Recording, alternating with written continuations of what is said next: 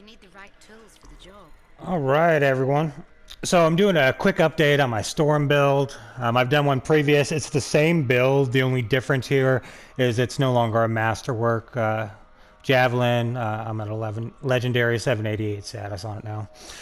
So quickly, let's go through it. Market Wrath increases gear damage by 50%, lowers gear recharge rate by negative 20%, and detonating a combo causes large electrical explosions.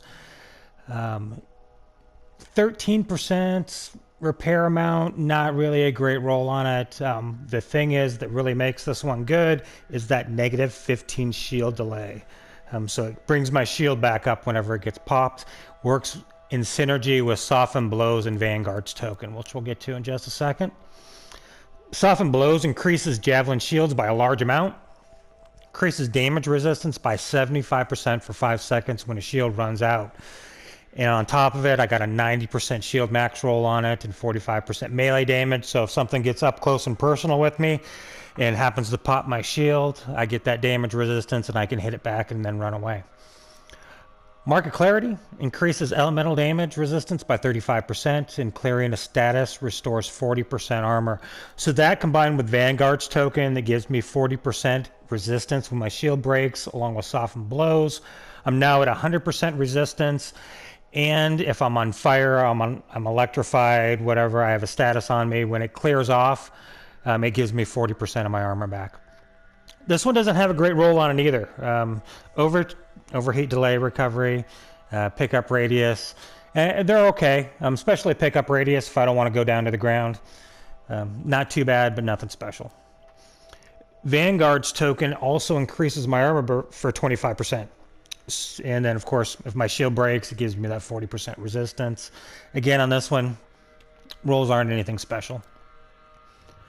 Tome of Precision increases electrical damage by 5%, electrical effect by 5%, and when I defeat an enemy, it increases elemental damage by 40% for 10 seconds. So it really lets me, once I knock a few guys down, really get on a roll and just tear through mobs.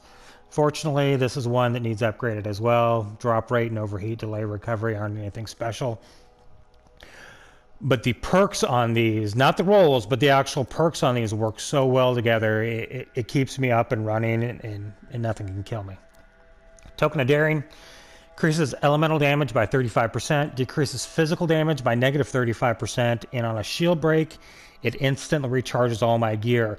So not only on my shield break do I get 100% damage resistance, everything also is recharged, so I can pop my Ponder Infinity again. I can use that to get away, whatever the situation deems. I can either burn people down real quick, or I can take flight while I'm still immune to everything. This one, the rolls on it, resupply drop rate. I know a while back there was a lot of things going on YouTube that resupply drop rate will get you legendaries. I haven't noticed that. I don't know if it's true or not. I don't think it is. Doesn't work for me, at least. It does have plus 5% electric effect, which is great for this build because it's an electric build. I wish it was higher, obviously, but it's something. So those are my components. I'm using Ponder Infinity because this is an electric build and an elemental build. Raptor's Amplitude. While hovering, electrical damage is increased by 165%. Combined with that, 30% R1 damage. That's the main thing that I have this for, is those two, that perk and that recharge, or that plus 30% damage on there, sorry. I also have 28% recharge rate. Gives me an overall 25% gear recharge for my entire Javelin, which really helps for this. Seal of the Open Mind, my favorite piece of gear, bar none. I love this thing. Shock Burst permanently gains an extra charge. I have 200 charges stacked on top of that. I got 6 charges in total. I have plus 30% to my recharge rate. It's combined with that other 28%. I can shoot this thing for days and never run out. And it's my main primer. So I can prime for myself. I can prime for my group, my friends, anyone around. It's just great. Now, if it happens to run out, I have Thunderbolt of Yevenia. This is mainly a stat stick. As you can see, 90 armor, 65 shield, but it procs GM3 and strongholds for over 100k every time it procs. Sometimes those are few and far between. You can shoot 5 or 6 of them, nothing will happen. Sometimes you shoot 5 or 6 of them, and 5 or 6 will proc. So it's kind of hit and miss. It's not as reliable as I would like, so I only use it when everything else is on cooldown.